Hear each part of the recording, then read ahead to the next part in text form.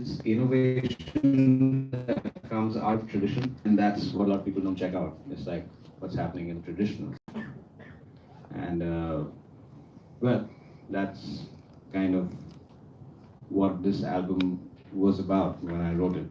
And that's, I mean, you'll hear it, you'll hear what it's about, and I'll get into that. A little bit about myself, because I like talking about myself, basically. So part of being a musician is being a narcissist, I guess.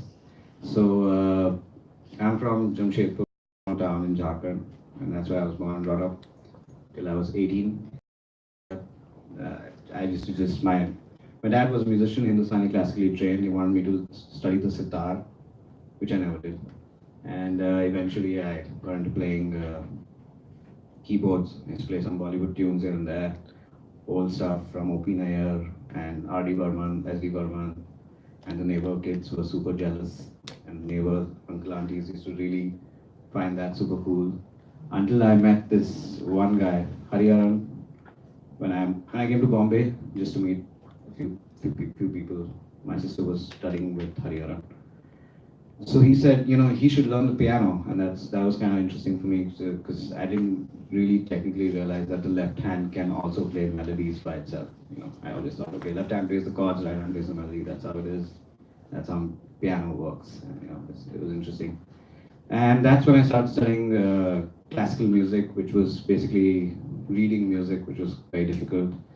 And that went on for about 5, 6 years. I was super into it. And it was difficult because I used to live in Jamshedpur, which was 5 hours away from Kolkata. That's where I used to go to study piano. So I used to take a 5 hour ride on a Sunday, do my lesson, and then 5 hour ride back. So it was pretty intense. And at that point of time, there was no way to get YouTube. I'm talking about 98 or something. I'm quite old. So basically, yeah, that was how my music education went about till I was 13, 14, and then my teacher passed away, and then I was like, I don't want to do classical music no more. So I just got a guitar and started playing Nirvana with school buddies, and then I sort of gave up on piano completely, and then engineering happened, like preparation for engineering, and I gave up on music completely. And right when I was around 18, I had to make that decision whether I go to engineering college, which I got a few admissions for, or take music up. And I'm talking about 2007. At that point in time, it was kind of a shaky career. I mean, right now we have a school for music. That time it was nothing like that. And so I was like, do want to do music, which my parents were kind of scary about, but I was like, you know what, I'm gonna do it, it's fine. So I moved to Bombay and I was doing grade 6 piano back then, started accumulating information. I actually wanted to be a classical concert pianist, and the moment I started checking out musicians here, because I'd never seen music live, right? You always hear it on the radio and you hear it on CDs and you think, okay, that's doable. But the moment I saw it live for the first time, I was like, man, I can't do this. This is too difficult, and I'm just too late on this train. So I was like, okay, can't play classical music for sure. But I still wanted to study it.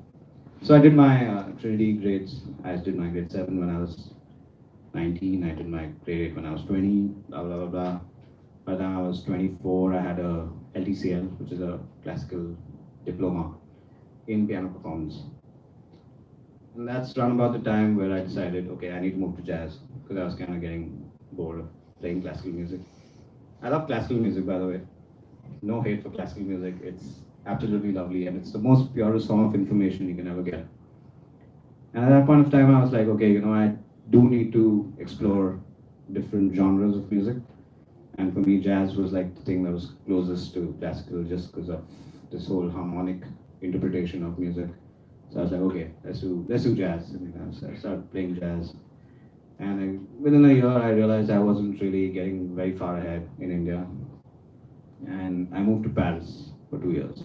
I was studying at the Bill Evans Piano Academy. It's like a small school. You could basically pass by it and you wouldn't know that it exists. It's a room and a basement. And that's it. But the teachers there were really good, super empathetic, really wanted to help me out. So that's basically what happened.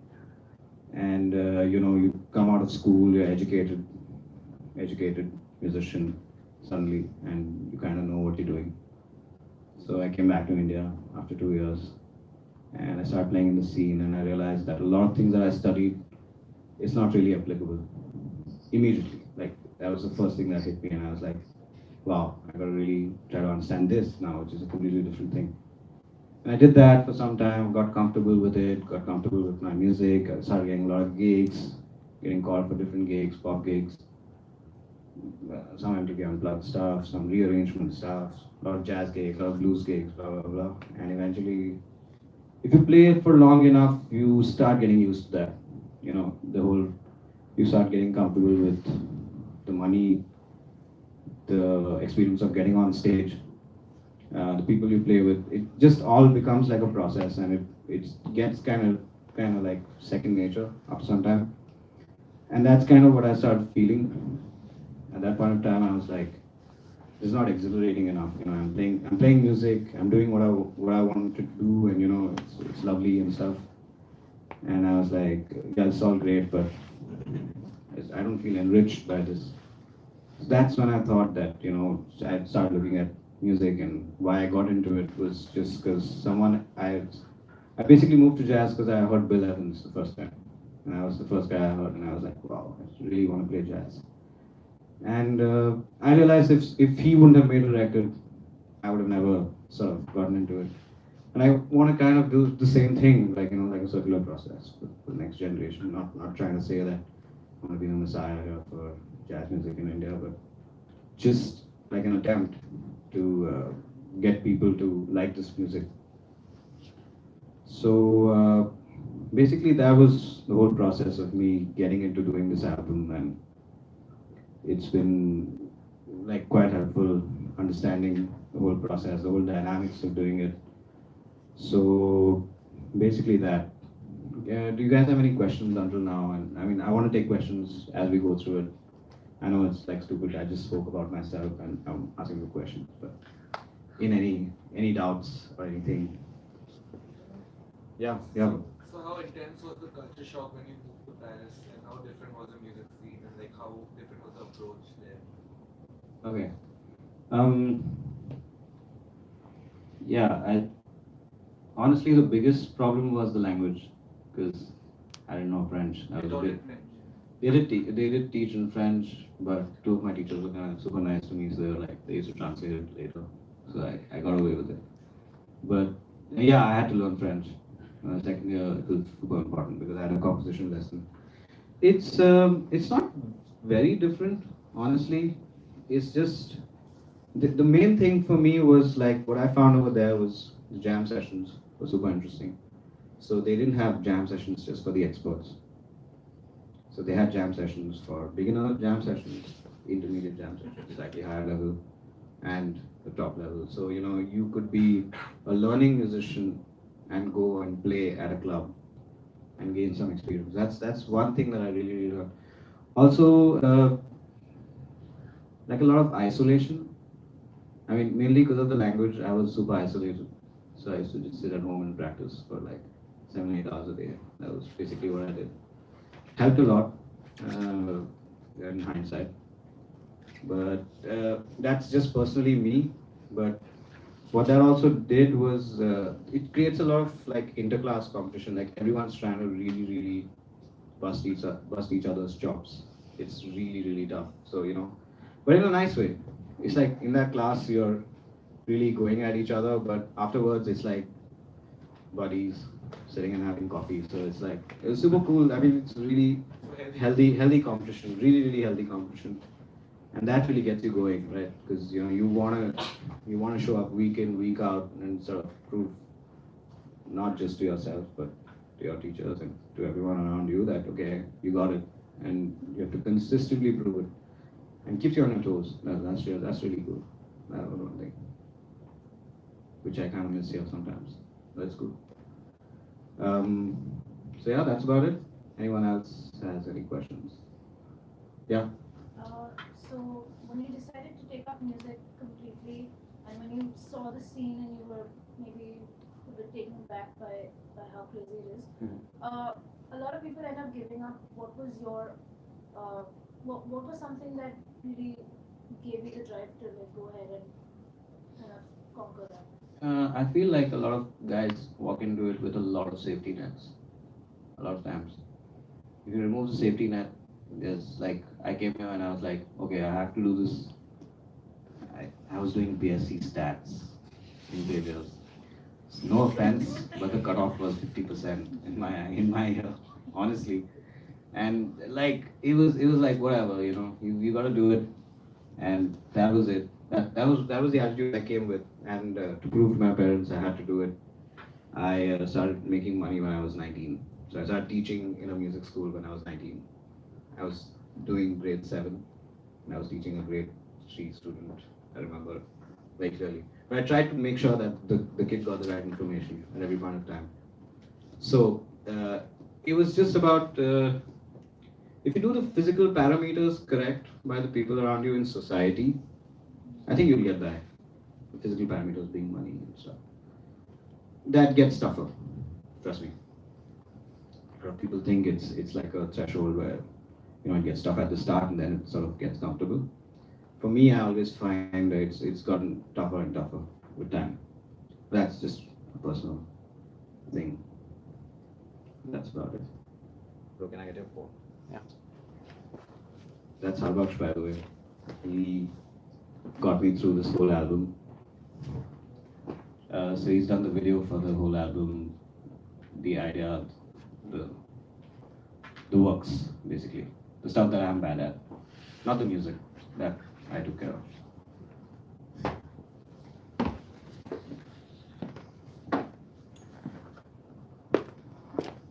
Okay, how many of you guys know the tune Take 5? In case you haven't heard it, I'm gonna play it for you. I don't play it that well, by the way.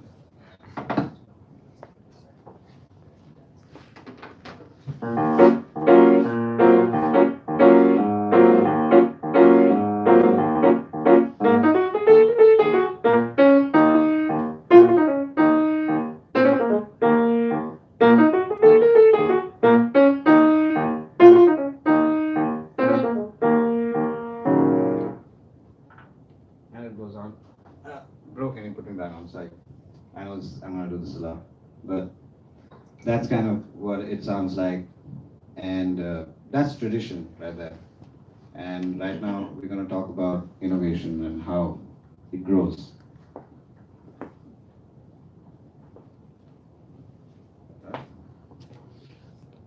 Is that? Yeah.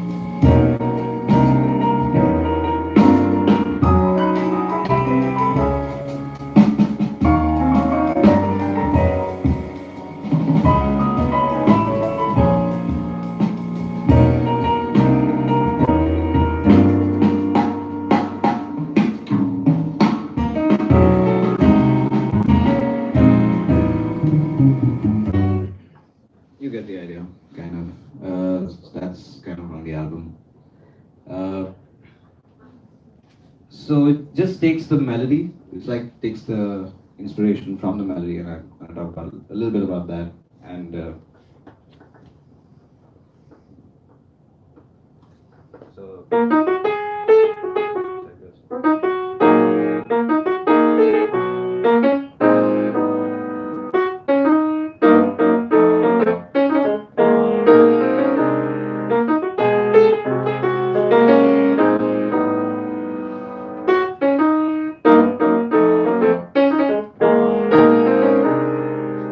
and and that kind of comes out of the actual melody, which is just.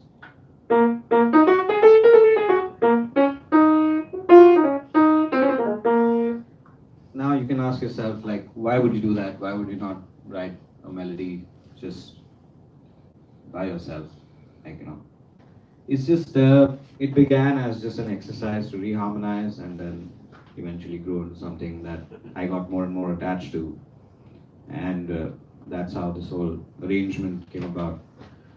Just starting with the bass line, and then just saying, okay, okay, let me layer it, and at that point of time, I was listening to a lot of Jacob Collier, so some harmonies come out of that.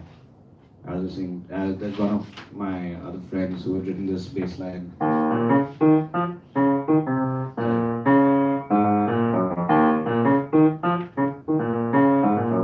mean, it all just stuck together, and I was like, okay, like, let's do it. Let's write the full bass line, and let's write the rest of the arrangement together, and sort of went on from there. And that kind of is how, I mean, at least I looked at it and I said, okay, this makes sense and can go with it. And that was just an idea, and that's, I think, really important to have whenever you're writing music, or whenever you're making art or whatever, is to have ideas, but isolated ideas that are not biased, you know. And once you do that, you can make most things sound super hip, and that's kind of kind of how you go about making music or making art in any form. Begin with an idea that's pure. I mean, at least that's what I would advise. Something that's happening around you might have too many, like,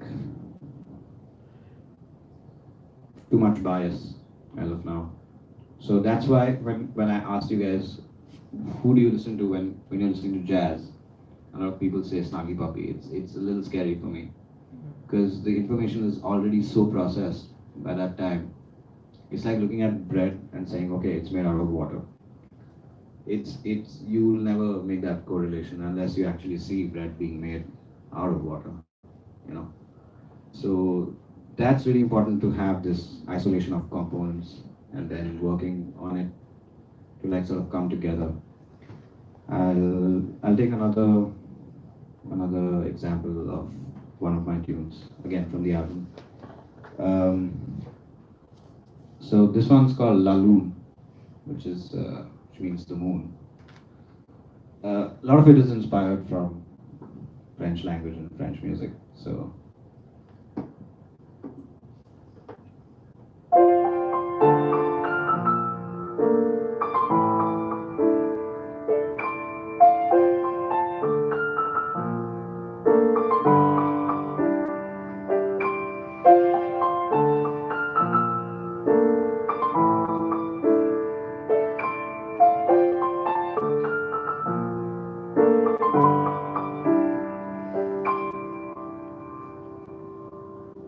Okay, the time signature on that was 21, which is 21 on it, which, in case you were wondering.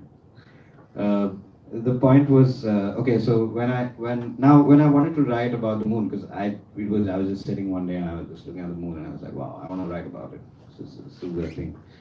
And you look at it and you're like, okay, yeah, it looks beautiful, you know, and that's fine. What more about it? Because you know more about the moon, right now. So you know that it has phases. The moon has phases, but the moon always is the same. Technically, the moon is always the same. You see the phases, and that's what this tune is about. Because if you listen to the melody always repeats the same thing. and I change the phase with my left hand. So if I were to play this without my left hand, it just sounds like one loop. Now listen.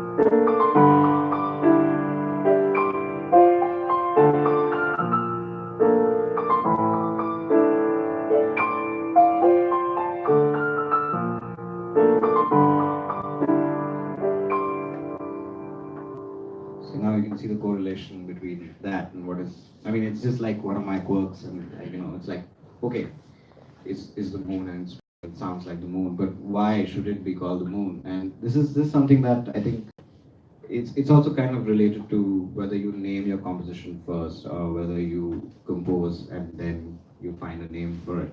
You know, it's all like kind of related. And this is how content should. I mean, at least in my opinion, this is how content should be made personally. And I went on to like elongate. So I was like, okay, this is a really cool idea, but what do I do with it? It's fine. Like I got this idea now. So what do I do with it beyond this? And then I was like, okay, but this needs an ending because this sounds like quite like a question mark for me. Like it's just like, okay, it's a nice, cool phase of music, and then what happens after that? So this is how I ended it.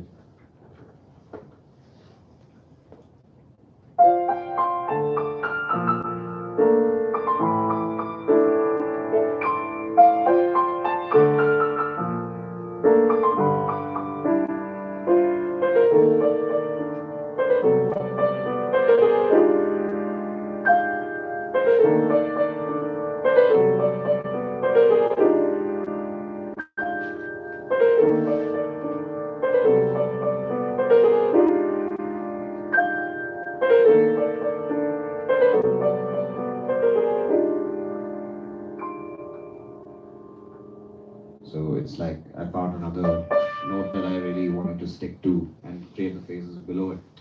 I mean, it's just like a rationalization that you have to make. It need not be like the correct rationalization, and that's what theory is about. Theory that you study in school and theory that you study in like in colleges or whatever, music college, is basically habits that previous composers have had, and some people have just looked at and tried to rationalize that habit and say, okay, you know, I think if you these guys have this habit of doing it, so I think this is why they're doing it, blah blah blah blah, and all comes together, right? And that's what theory is about. And but the whole point of you making up theory on your own is to have your own rationalization of music. You know, you sit and like, okay, this is what people would do, and I don't want to do that, or I do want to do that, and change something afterwards. So it's all like kind of related, and content is kind of. I would suggest that honest content is kind of made that way, where it's like truly inspired, and you're like, okay, what's the inspiration behind it? There has to be some reason why I chose this part. And it's also kind of about the relevance of, like you heard me play Take 5, and how I would generally play it. I mean, if you come to one of my jazz gigs and you hear me play like super jazz related stuff, I mean, I know it's quite a generalization to say that, but and the album sounds nothing like it, and that's a very conscious effort on my part to make sure that the album doesn't sound like it. That at no point of time my album sounds like a swing album, like the music I like to listen to, like Bill Evans, Red Garland, Wayne Shorter, Clifford Brown, like all the old cats like from the 50s. But I didn't want my album to sound like that because that's not relevant anymore. But it's nice to get inspired from that because the information there is quite clean. It's quite, I mean, you can separate it out and you can actually look at it and you know what you're making is like super duper clear. Right? The starting point is super duper clear. Like in this case, I knew what the idea was when I began writing it, and I was like, okay, how do I twist and turn it to make it sound interesting? And I thought, and I feel like when you write music in that sense, you'll always find that okay, it's great, makes sense. Yeah. So when you say like individual elements with no bias, right? Do you sort of mean being a little emotionally disconnected to it and sort of seeing it more rationally? Like how much of this album is you putting yourself out completely emotionally into your composition? So I'm sort of seeing it little up from this, if you zoom out from it, looking at it rationally from top. Yeah. I mean, that's a good question. I have not thought about that quite a lot, which is weird that you come up with that. And it is. I don't feel it's devoid of emotion at some level. Obviously there's some emotional aspect, but at the same time, when you are writing something, I mean, as I get deeper and deeper into the process, you'll see that it has so many things, so many elements that you need to have complete control over, and you need to be super clear about. Like the worst thing you can do is when you enter a recording studio or a jam session, and look at another musician and say, and he's like waiting for orders because you're the band leader, let's say in this case, and you say, yeah, do whatever you feel, bro, and that's the worst thing, man. That guy will either work it out and bring something new to the table, or it could be really really bad. But at the same time, you need to give them some form of direction when you're sitting at the band leader table. You can't say, hey man, just do whatever you feel like. I mean, and the thing is, like, you can do that once or twice, even, I think, but beyond that, you kind of have to give an order, and that comes from thinking about it rationally.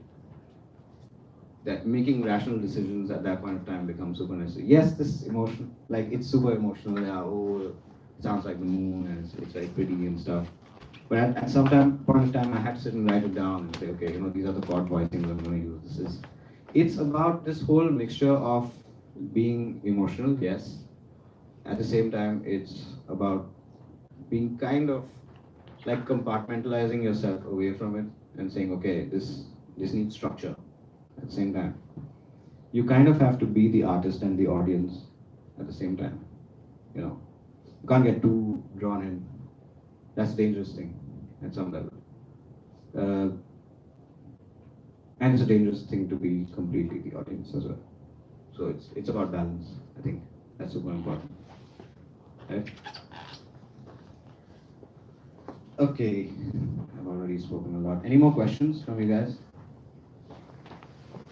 Yeah.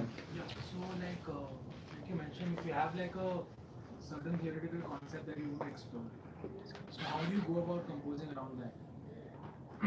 Okay. I'll give you an example. Again, I'll take from my album. So there's this one day I just sat down on the piano and I was like, okay, I played that chord and I played that chord. And I was like, yeah, those two chords sound super nice. Then I kind of went into the root position of that.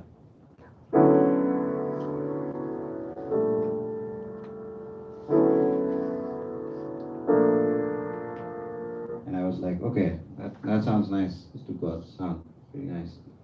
So I was like, okay, let me write a small melody connecting the two chords. And I'll just repeat it twice.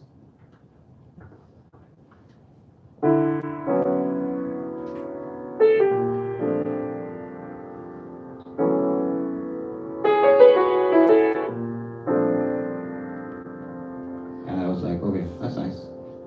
But I can't continue in those two chords. So I was like, okay, I mean, if I have to come to a technical term, I'd say, okay, I'm using a Lydian scale. Right? And I'm using the same scale, major third lower. And like, that's what the connection was. So I was like, okay, let me go a minor third lower. I don't know why I went to minor third lower, but I decided to go a minor third lower. So I thought, okay, I'm gonna do this, and I did that. Then I technically should have done that. Instead of doing that, I did that. And and then the next chord kind of emerged out of it. I didn't really think about it. Just that. So I'll play what the four chords kind of said. And I repeated those two chords again. Right.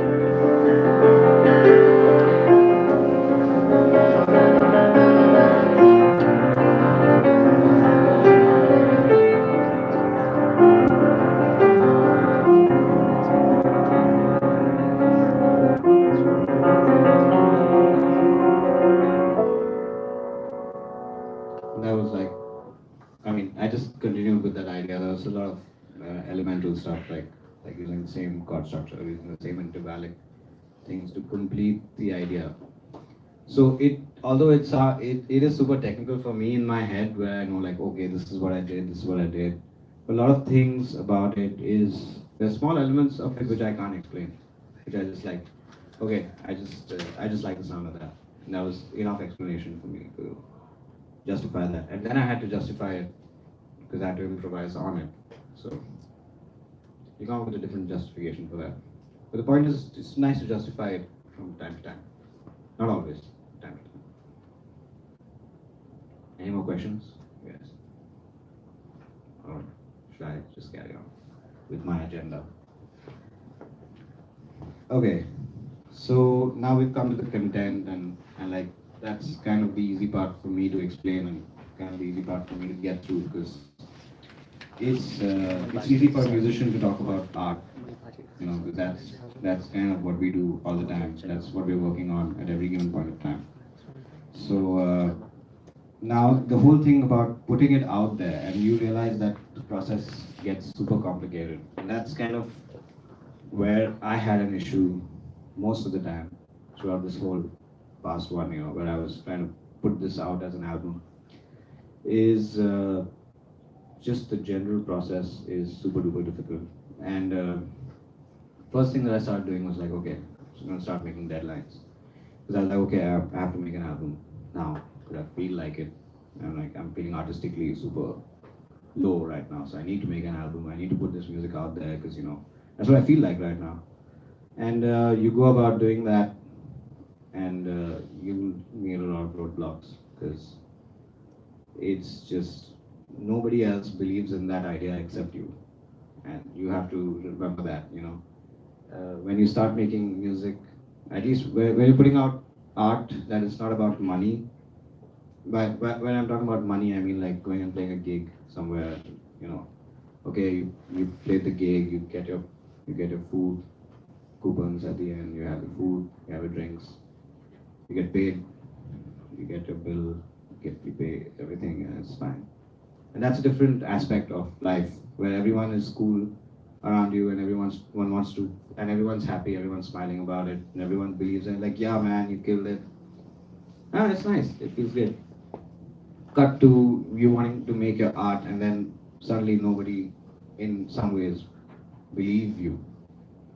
And the whole process is to make everyone believe that, okay, this music is important, it needs to be put out there at by some way, you know.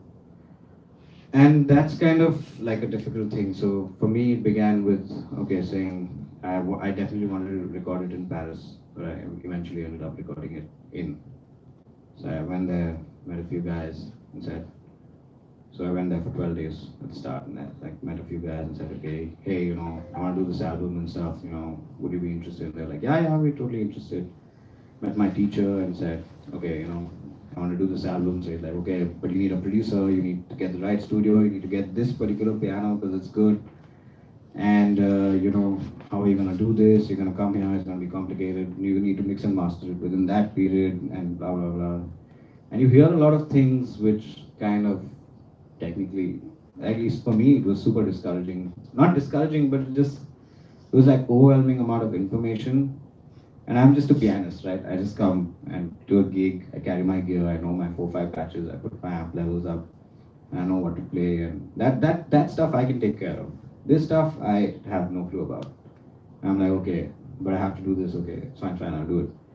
And I come back and I start gigging again, and I totally forget about the album, because, you know, I'm like, okay, you know, I'm comfortable again, I'm making my money, people are again happy around you.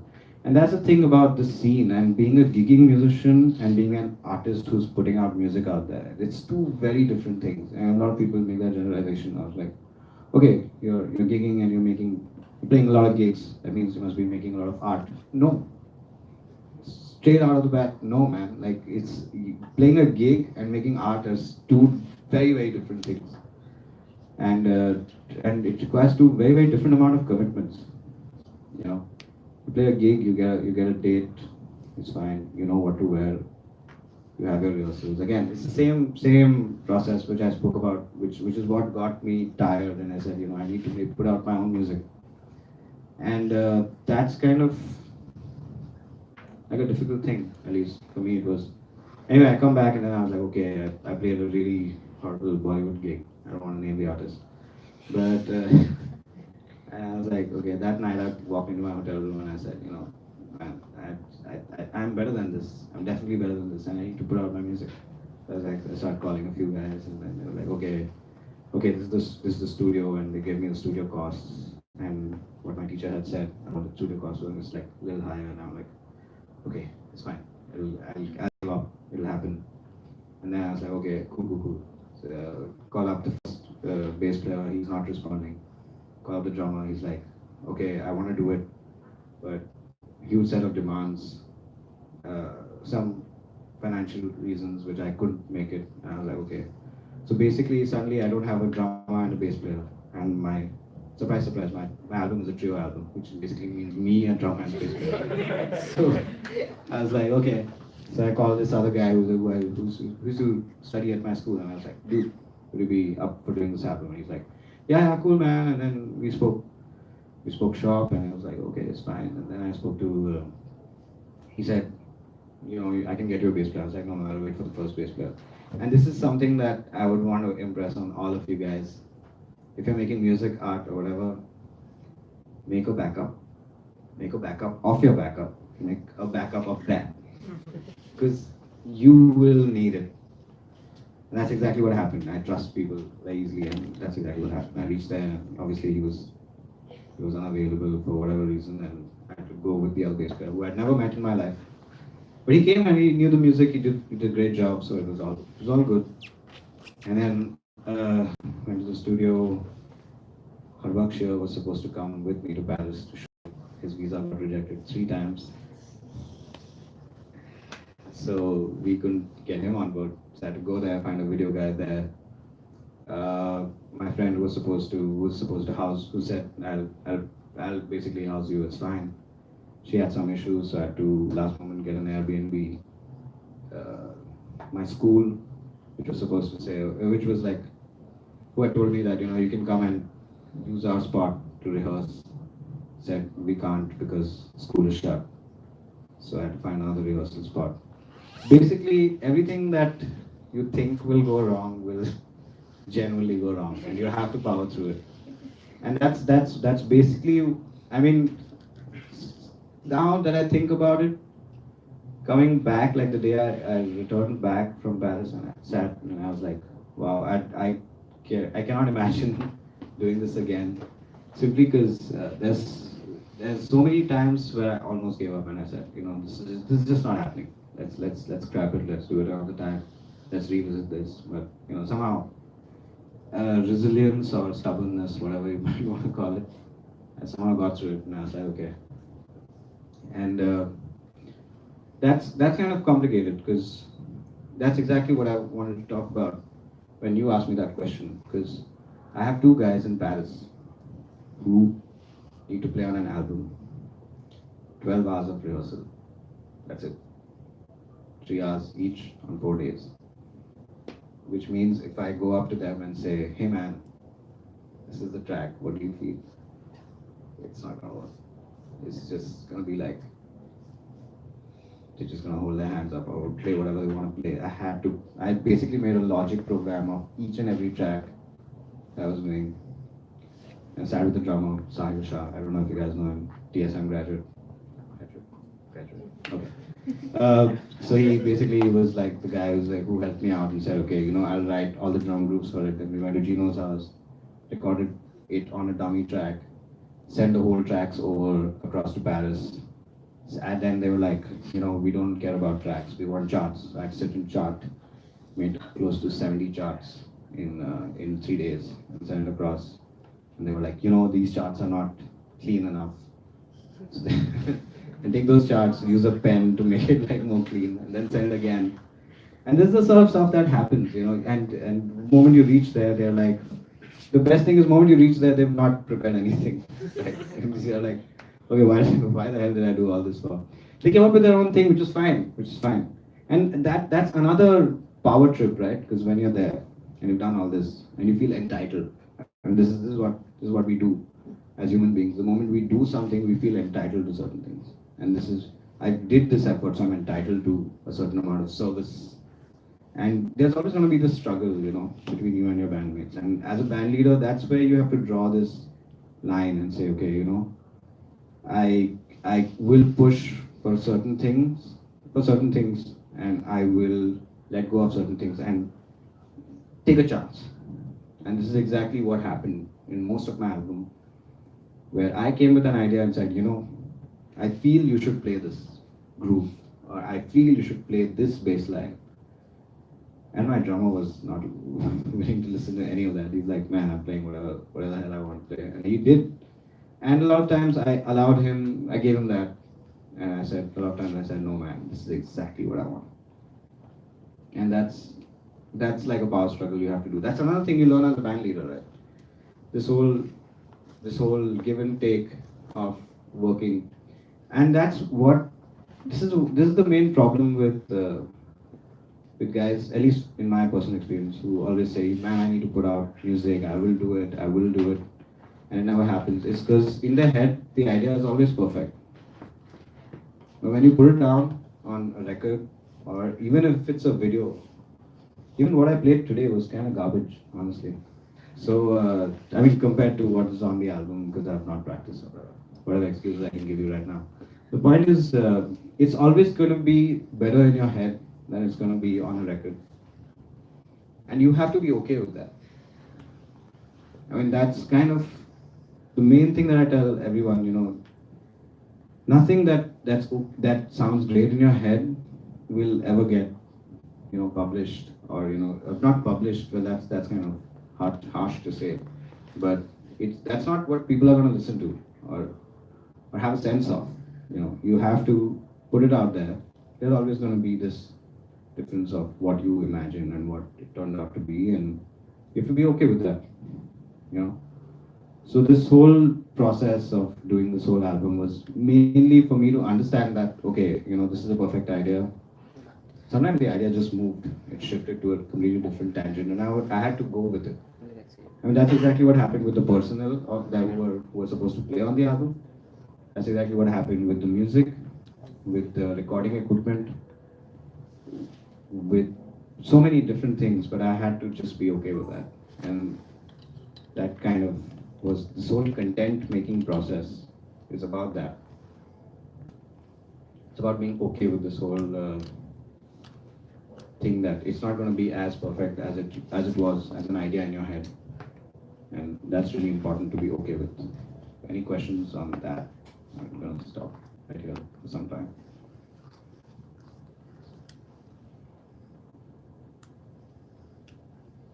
I'm taking questions right now, so in case I wasn't clear. Yeah. When you record your videos, Yeah. do you give any script for your videomaker or whoever is directing the video? So it was like this. I mean, when I worked with Harbux, Harbux is the guy who did the video, by the way. Glowworm Collective. Harem is really good.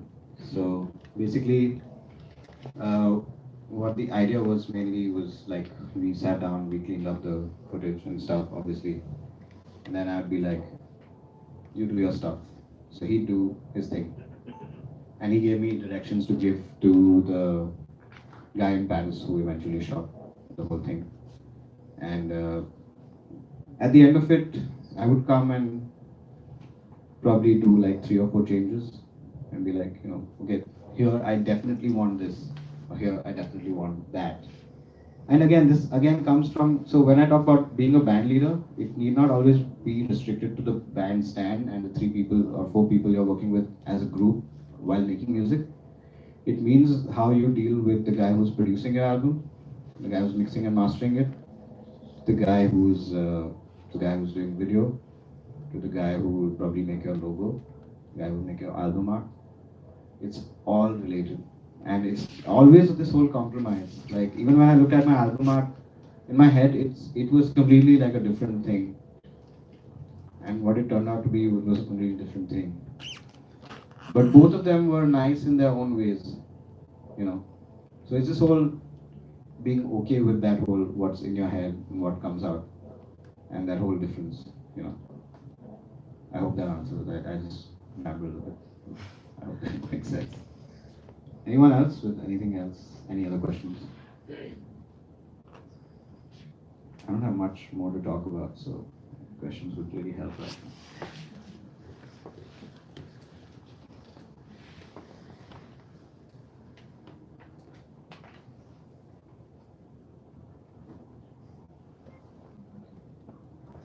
So should I carry on with, again, the agenda that I already have? Great, great. So, like, up until now, I've spoken about getting to the recording studio and just doing the whole thing and just how we get to the recording studio. And it's a complicated process to just get the guys who are playing with you, because even just paying them is not enough. I mean, not enough means like it's like, okay, you agree on a certain payment, and that's still not going to get you the same amount of commitment. It's about them to dig the music. It's about taking their advice. And the same thing goes with the mixing and mastering, and the guy who's mixing and mastering your album, and talking to them to see what sound you want, how relevant that is, and even taking a little bit back and getting some advice and being a little flexible about it. Eventually you get to the recording studio, and that's a completely different trip. So the first thing that I found at the recording studio, which was kind of difficult for me, is like, it was overwhelming, because when I walked into it, it was like a huge Fazioli Grand, which was like 9 feet long, as far as I remember, and looking at this booths. And I'd never been in a studio that was so great for acoustic recordings. I mean, in India especially, you don't get that a lot. But acoustic recordings are done really well. The first idea in my head was like, man, do I deserve this? The first thing that first thought across my head was like, is this music just going to justify this whole thing? Which is something that I felt personally, because I generally have quite low self-esteem about myself, which I'm more than happy to admit. So I was like, okay, but you have to get over it, and you sit down and you're like, okay, we're doing this. The drummer's tuning his drums, the bass player's doing his thing, and they're miking the piano. So I have nothing to do for the next 2 hours except just look at them and keep checking the watch, saying like, okay, I have 8 hours in the studio, out of which like 1.5 or 2 hours have already passed, and just panicking and stuff like that. So that's another thing that I did, which was really smart, was book 2 days at the studios at 16 hours technically, which was super duper helpful at the end of it. Anyway, we come to the studio and start recording the first song, and it goes off well, and we're like, okay, we do a second take just for safety. The video guys moving around, and it's all new. And the main point here is like you don't have time to get used to it, right?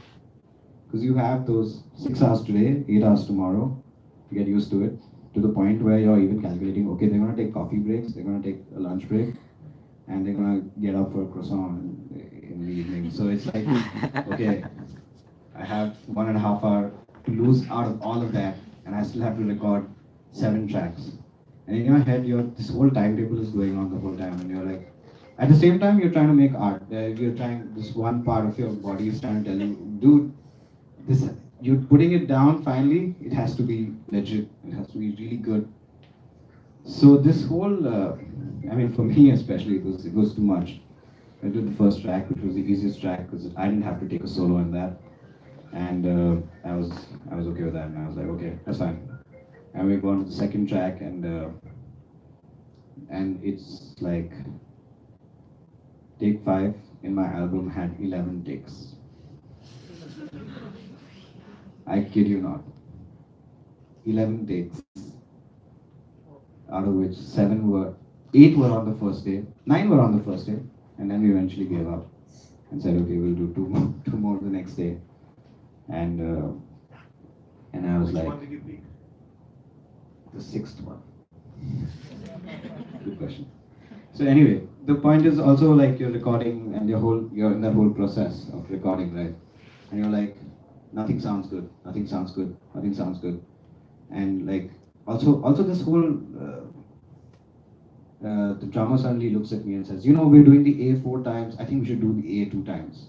And I'm like, we did 4 rehearsals, 3 hours long each, I remember, and you never said that. And at the recording studio, he's like, no, we do only 2 A's. It's too long for an album. Don't you think?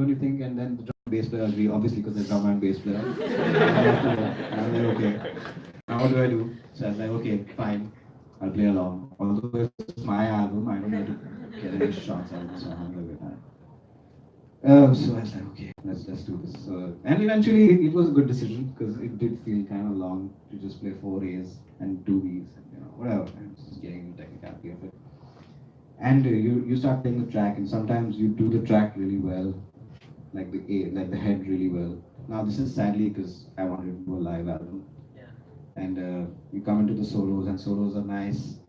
And just on the outro of the solo, someone messed up, and you're like, start again. And it's like 8-minute process of like that one track, 7-minute process of that one track, and you're like, man, this is damn hard. It's like this whole thing, and that's something you never prepared for, because you just go into it and you're like, I play the head once, I play the solos, I play the head out, and that's it.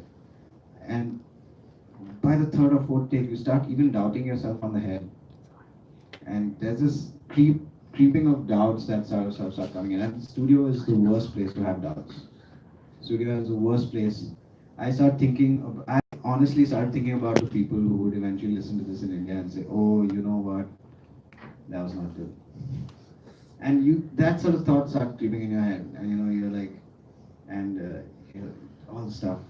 I spent so much money, I took a flight here, I'm living in an Airbnb, and I cannot make a mistake on this one, and that just sends you to the next error, and it's kind of a difficult process.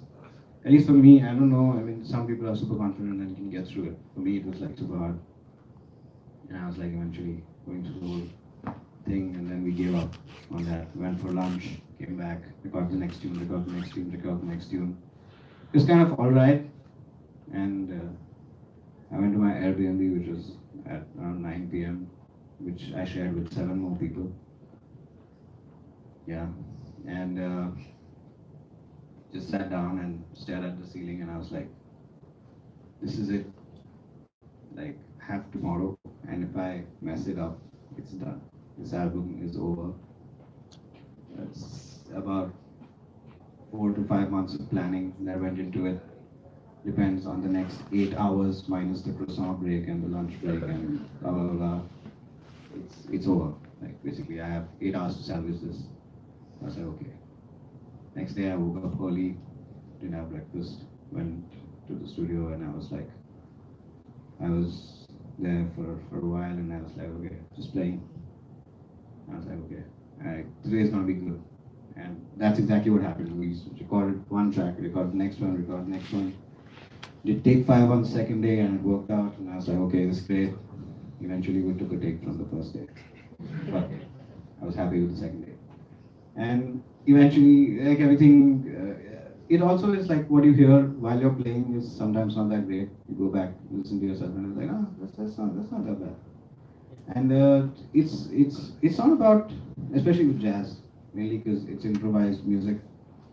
Uh, it's difficult to be in the moment because you prepared so much for this that you kind of cannot be in the moment. So now what happens is like the stakes that you put in as a pianist, at least for me, and the drummer and the drummer and the bass player have not put in the same stakes. They're getting paid to do this. I have put in my money to pay them and the whole gimmick in this case. And you're like, why are they so chill and why am I freaking out? Like, this is exactly what happens. This is the whole thing. That's why I miss bands, because when you record with bands, you kind of share the cost and everyone's equally invested in it. And in this case, I'm the only one invested. I mean, they're also invested. They obviously want the sound to be good. They're trying their hardest for me to be chill, but I'm just freaking out even more. And this whole process was quite complicated. Anyway, we got through that, and it was complicated, but the second day was good. Eventually, we had enough time to do some more songs that we just wanted to play. It's like, okay, great. Finished the recording, came back. I was like, okay, just chill. And I'm like, okay, everything is done. And my mixing guy calls me and he's like, you got to choose the mixes. So the next 2 days, I sat and listened to the full 2 days of what we played. And man, that was hard. Like it's just listening to a lot of errors and listening to why did I do that? It's not wrong. At least for me personally, when I listen to myself play, I don't think anything is wrong or right. I just think that there can be better things to be done. So when I was listening to myself, and I was like, it's not happening. But eventually, you choose takes, and then you sit down. Next engineer does this thing, and it was pretty intense because when you come back from the mix and the master, you literally don't want to listen to sound. It is like a lot of listening to just sound for 4 days, and that's it. And it's difficult for you to get any sort of form of perspective because everything is crunched up so close by. It's not like you can do one track today and think about the next track and come back another day. No, do everything in one go. So you're like constantly thinking about this whole. Okay, is this take good? Maybe this take is better. Oh, but is this take? Oh, this got more spontaneity, but this is more accurate. And it gets really complicated. It just gets more and more complicated, and that's exactly what happened. And eventually, I was like, okay, everything's done. Came back to India, then sat with Harbaksh again, cleaned up the footage, and had the album in my hand. And I was like, okay, now what? And that's really complicated because you've finished everything.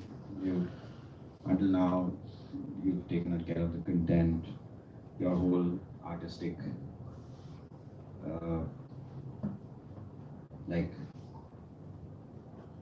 accommodations of, I wouldn't say degradation, I would say accommodation of what was in your head and what eventually came out, and this whole accommodation has been done. You put the music out, it's been mixed, mastered, most of it is done. But who will listen to your music? Like why should anyone listen to your music? And this is a very complex thing right now because there is so much content that why should anyone listen to your music? You have to convince everyone to listen to your music, and that's another thing that I was like finding very hard because you're like, okay, but I made a video, man. Like that should be that justifies. Again, it comes to this whole justification and entitlement of I did this much, so I'm entitled to this much. It doesn't work that way.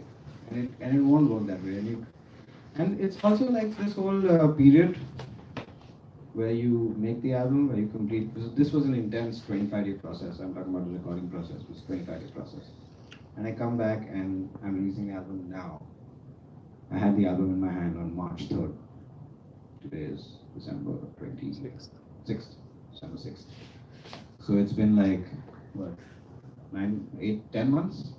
Yeah, it's a late baby. Late baby, for sure. And I'm like, okay, but in this 10 months, what happens? It's like literally my interest in this album has been like this.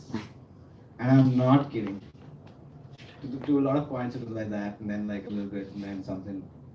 Just because, well, I don't know, a stupid idea, I said, okay, I want one of my songs to be released as a vocal song, and I had to record it again, blah, blah, blah. That took a while. And in general, like, you know, you just, I never thought I'd make a logo for my own name. And I never thought I'd have an album art. I never thought I'd have a website. And I never thought I'd ever get promotion on an Instagram, you know, the thing that pops up.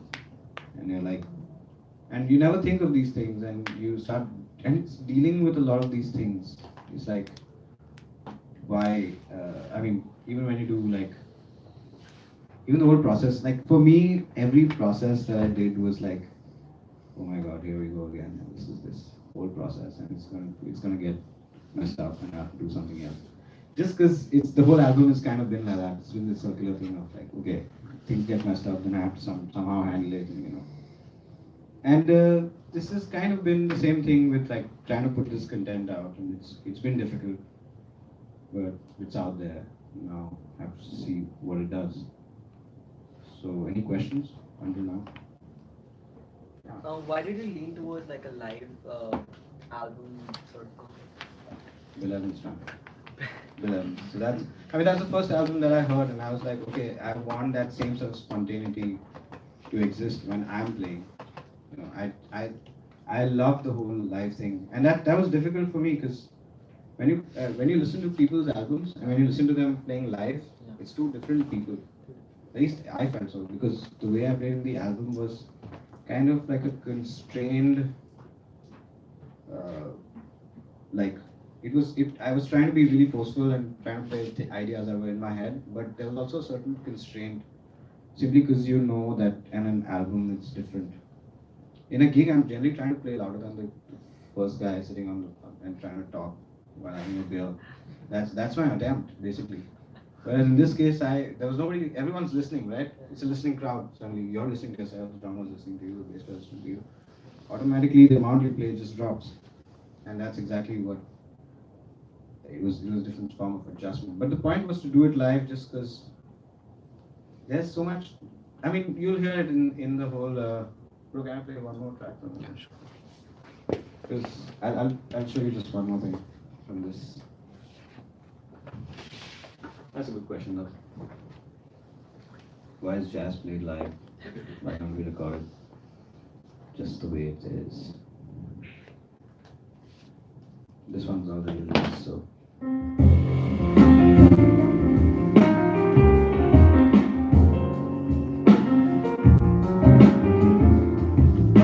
That's cute, right? I'm gonna kind of scroll through.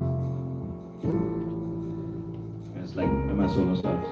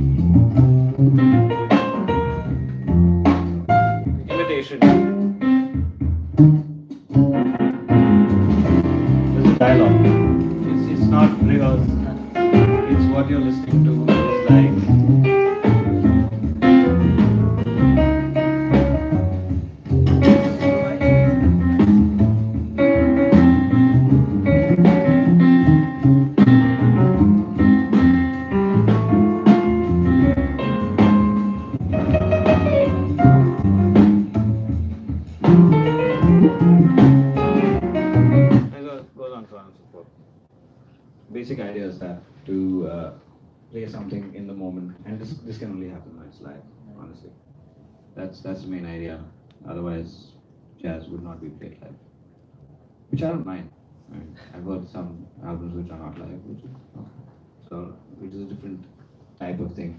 Obviously, this requires a lot more financial investment, requires a lot more emotional, mental, physical investment, also emotionally mainly, because you can. That's what this is, right? Like you can prepare a lot, but at that point of time, if I was not listening to him and reacting to him, that moment would be lost, and that's a pity. That's definitely a pity. Any more questions? You have some questions on your stream. Okay. You want to take them? Nah, it's cool.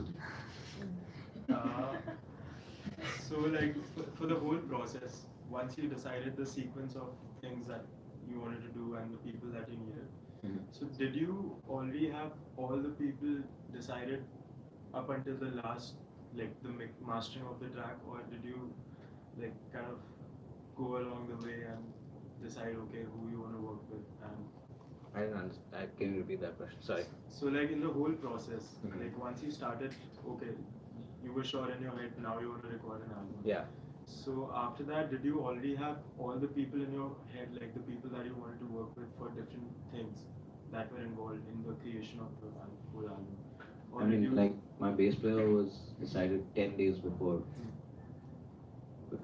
I actually met him for the first rehearsal. So it was that type. But apart from that,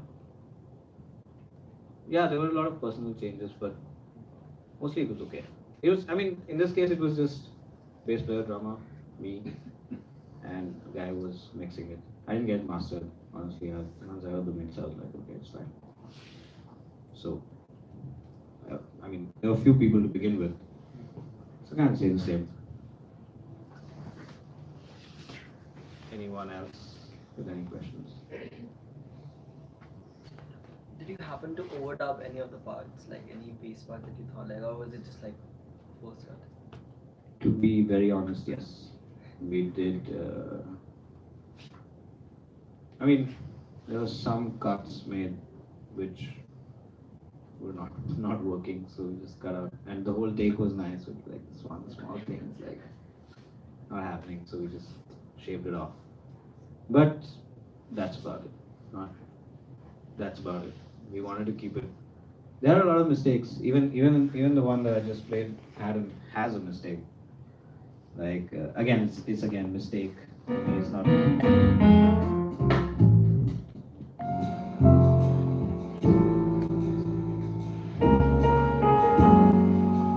This last two notes, I was not happy with.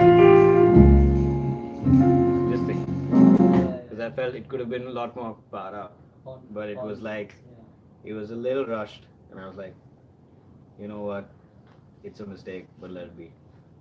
You'll hear it again.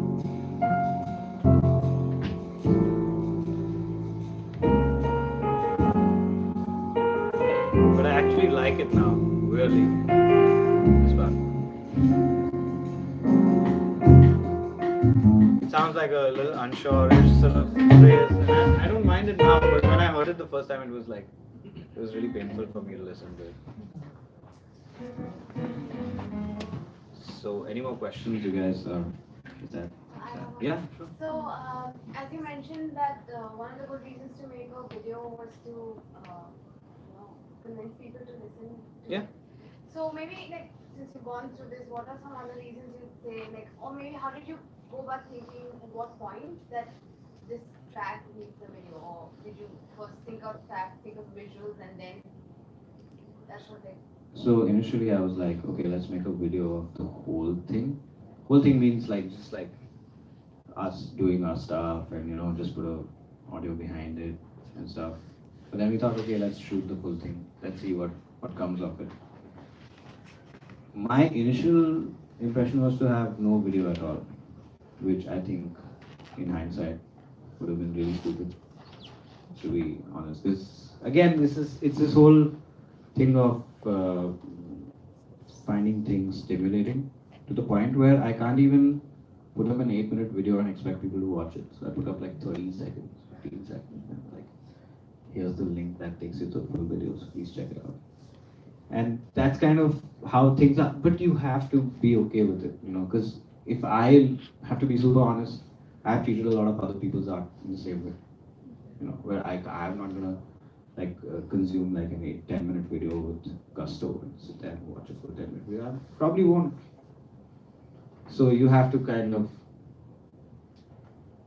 give what you get in this situation. So I think that's about it. Apart from that, I think for me a lot of things came out of the music, to make it relevant. But it's not something that I kind of consciously was trying to make it relevant for anyone or to anyone. It just happened to be relevant, and people were okay with it. I mean, a lot of people who've heard the album have been like, yeah, that's coming out of that, and that's coming out of that, and it wasn't, but I was like, yeah, it's coming out of that. It's cool, because they feel it's relevant, and for me that's important that they feel it's somewhat relevant to what's happening right now in the music scene. Even when I started making the album, it's like I'm not gonna play rhythm changes or blues or all the things you are on an album. I just don't see it. It's done. That stuff is done already, and it's great. You can study it. It's good tradition. But when you come to make music that's new, you have to bring something new to the table. At least personally, I feel that's the only way we can go forward. I play all the things you are in many club gigs, in many corporate gigs, where that is what is on the bill, which is what's required, right? But when I come to put out music, I can't play the same thing. For me, that expression is outdated. It's a great study. Again, when I talk about bread and it's coming out of water, that's exactly what I was talking about. That the bread comes out of water. So you need to look at the water. You need to study how the water behaves. But when you eventually give people bread, you need to give them bread, and that's the thing that's really difficult.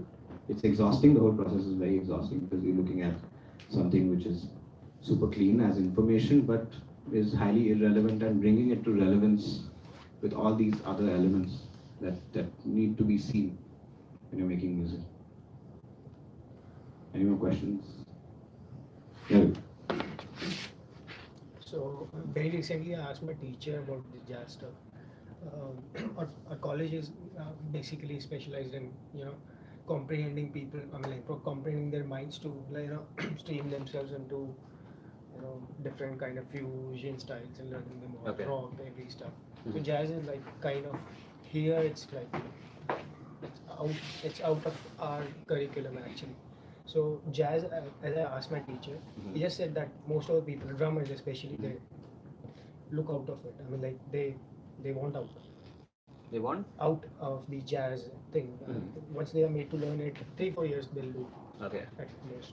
So I want to know, I mean, which things inspired you to, push yourself more into jazz. I mean, following the traditional, all the rudimental ways to, train yourself in music. I mean, that's only jazz. I mean, that's pretty much jazz can only do at an extreme level, I believe.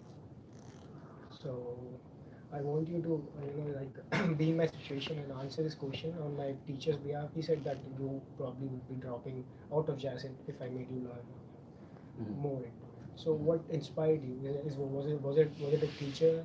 Was it your own intuition? Feeling emotion. No, that's a good question, and that's a concern that a lot of people have. Like when I began playing jazz because I was kind of bored of the way people looked at classical music. Not classical music by itself. It's just like when I played classical music for someone, they were like, okay, this was written by Beethoven in this period, in this era where he had this piano, so this is the amount of pianissimo or this is the amount of fortissimo you are allowed to have. And I'm like, why? I'm playing on a modern instrument. I have a modern instrument with 3 pedals. Why shouldn't I use the left pedal? Just because Beethoven didn't have one. So it began as that. It began as a distortion of idea that someone had perceived was something. And for me, that didn't make sense. And the same thing happened with with every composition that I wrote. It began as an idea, and then I started distorting it. And I was like, okay, this is interesting, this is interesting. I mixed it with that, mixed it with that. Now my expression is jazz. That may be because of my time feel or the way I feel things or the certain lines that I play or certain voice resolutions that I have. Again, these are technical terms, Yeah.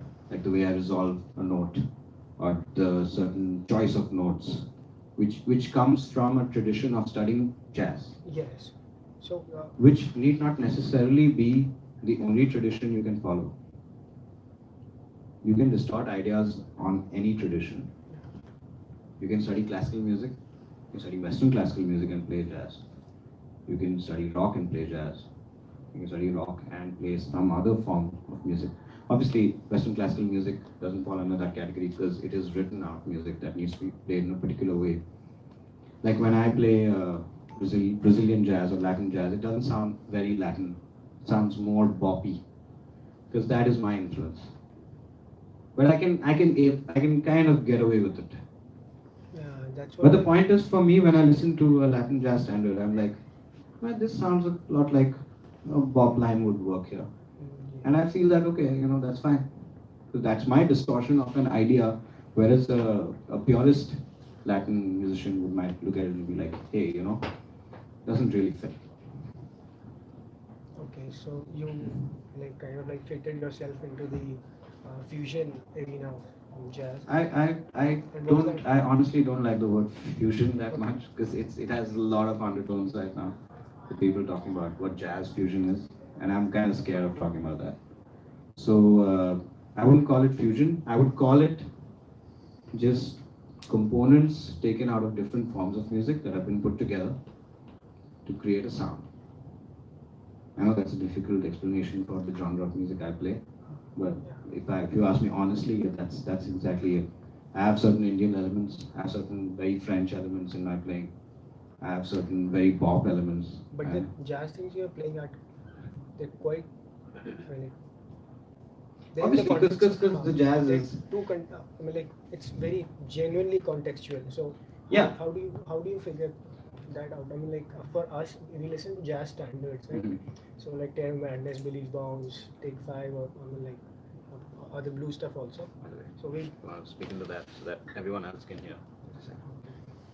It's fine. uh, so yeah, stuff we just listen to, but we don't understand the actual tradition, the culture that we should be what to be looking up to. So that has to understand jazz and it's more of like a discipline. So I just want to ask or give some guidance. Sure. Thank you. So first of all, culturally, we are not supposed to play that stuff Yes. because our culture is different. Yeah. Like the teachers who taught me in Paris never expected me to play how a Paris jazz musician plays. They knew I was stronger in modal compositions and modal stuff because I had some knowledge about ragas and stuff like that. They knew that I was better on odd time than other guys in my class. Although I'd never shared odd time, I just innately was better at it than the guys in my class. Not trying to brag, but it just happened. And I was like, okay. And my teachers never tried to fight it and said, okay, you should be working on your this, you should be working on that. They just let me be, and they knew that when I get the realization that I need to study a certain thing to get a certain sound, I will do it. They never, like my teacher never told me, you should learn your block chords, you should learn your closed six. Never. They were like, if that sound appeals to you, learn it. No, it doesn't appeal to you, it need not be in your vocabulary. Play but one thing that they were very, very clear on was like, play what you can hear. Never play anything that's out of context. And the best way to know what's in context is you're playing exactly what you're hearing mentally. Because that is really important.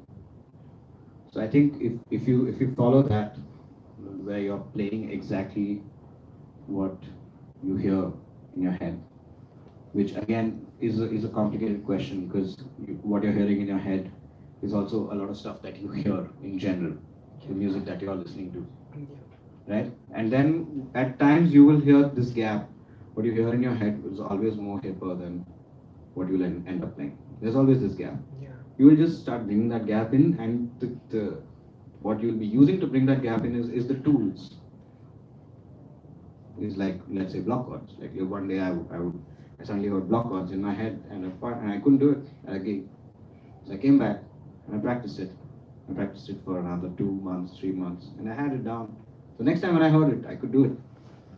So I was like, okay, there was a inefficiency quotient that I had because this was what I heard, this was what I played, and I just brought it closer. Now you can use any cultural tool to do that, whether it's Hindustani classical, whether it's jazz, whether it's Western classical. Any more questions, or should we wrap this up? Quick one. Yeah, How, for sure. how important is it to know your demographic or your audience? If it affects your art in general, I think that's dangerous. That's a very dangerous thing. The point where you start changing what you're feeling and what you should be playing to get, like, I have played gigs, I'll be very honest, I've played gigs where the guitar player is ripping, but it's gibberish. Or, you know, it's just the same scale moving up and down. It's just it's bad bum notes, but you can't hear it because there's a lot of distortion and there's a lot of reverb, and it's just carrying through, and you're just sitting on the side and playing sense of lines, and your solo ends and nobody claps at the end of your solo. You gotta be okay with that. You gotta be okay with that. Did you have an audience in mind when you were creating this, or did you think that? No, this was the one time that I actually didn't. This was honestly the one time where I actually didn't care. So this was more for like catharsis. It was catharsis. It is also a lot of things that you hear and you relate to, and you sort of breathe into it and you sort of breathe out, and that's it. But that's a really important thing that you asked, and I'm telling you, man, hold your ground. Hold your ground, because that's the only thing that's left. That is the only thing left between you and who you're playing your music for. Sometimes you know what you're doing is right and the crowd doesn't get it. Stick with it. Stick with it. Do not make that mistake of trying to accommodate the people you're listening to. Do not make the mistake of wanting to be liked. That's a mistake. At least I feel so. I can go down to till my grave and be okay with having 200 followers. I don't care. As long as the music I played, everything that I played was what I intended. And that's what matters to me. I mean, and it's been very difficult. It's a very difficult path. I'll be really upfront with you. It's very difficult.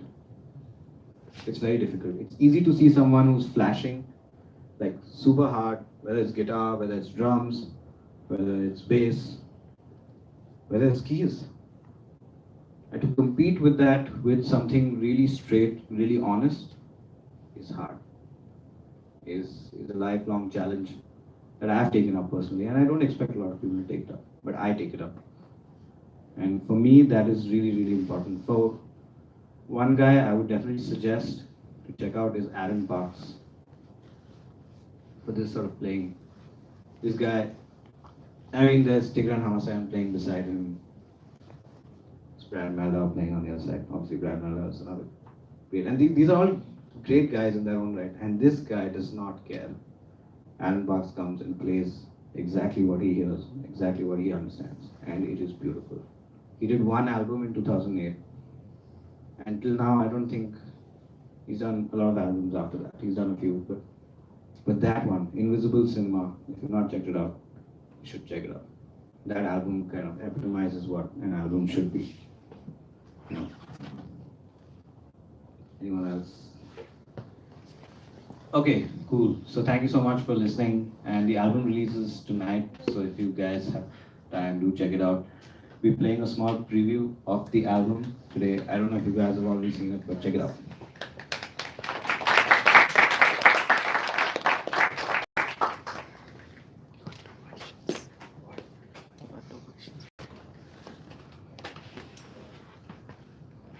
When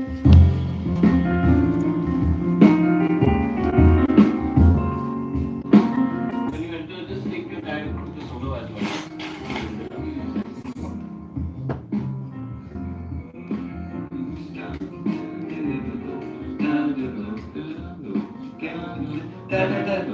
Ah, I see them. I got them. No, play. Like, don't walk this because after I have to curse again because let's try it out.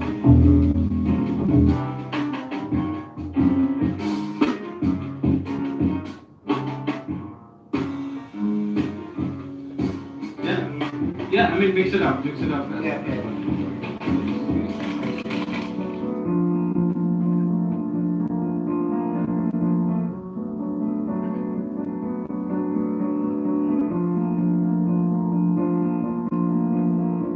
I've been working on this album for 3 years, 3 long years of absolute silence.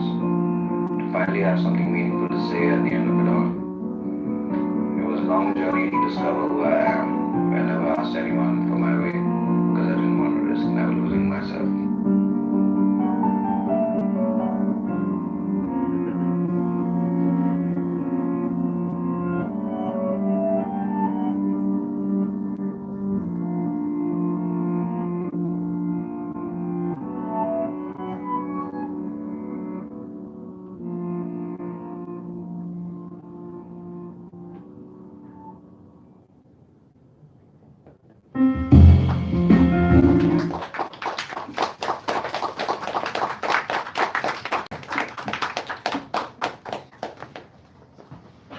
Thank you, Rag.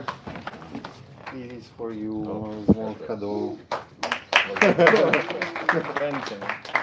Thank you for sharing your experience, you guys. Alright, hope you guys had fun. Cheers. Sup, bro? Come in, Kushana. You want to answer these two questions? What are those questions? Right now, okay. There are people. It's okay. So Niranjan asks you, this is a bit of a technical question, but coming to mixing your own album, is it necessary to have an outside perspective? No. That's it? No. Okay, and Sona asks you, what would you have done differently if you were able to do this all over again? Everything. Everything. One word, single word answers. Thanks, bro. Thank you guys for watching. Please hit subscribe and please listen to the album. It comes out tomorrow or today if you're in Japan, but tomorrow, 7th of December, on all digital platforms. Goodbye.